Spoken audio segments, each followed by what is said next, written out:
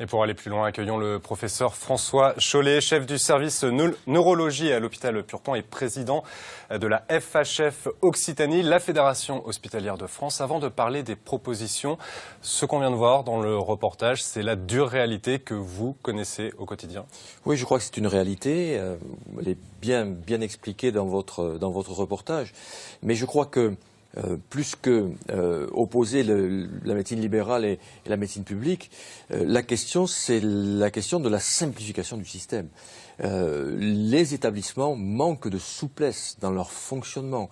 Les établissements sont empêtrés dans des règlements qui font qu'il faut écrire pendant 14 jours avant de pouvoir travailler le 15e.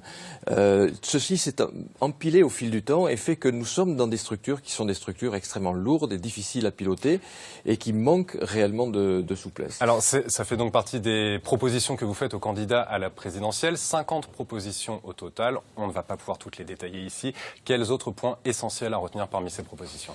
Alors, il y a des questions sur l'attractivité, on vient d'en parler ici, avec ce problème psychosocial qui existe au sein des hôpitaux, mais très clairement, il existe un enjeu territorial aujourd'hui, et c'est le cas en Occitanie. L'accès aux soins doit être égal sur tout le territoire. Pour ceci, les hôpitaux, qu'ils soient de proximité locale, qu'ils soient l'hôpital général, qu'ils soient le CHU, doivent se parler, doivent réaliser un maillage, tout comme ils doivent parler avec la médecine de ville, de façon à ce que les soins puissent être homogènes sur l'ensemble du territoire. Et ensuite, il est important que l'on puisse proposer aux patients, en particulier dans ces maladies longues, les maladies chroniques, des parcours de soins qui soient des parcours de soins lisibles.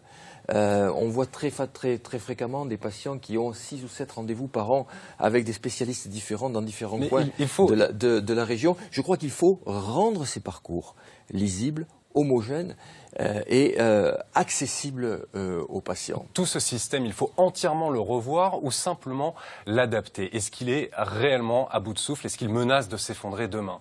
Je pense que l'adaptation est urgente.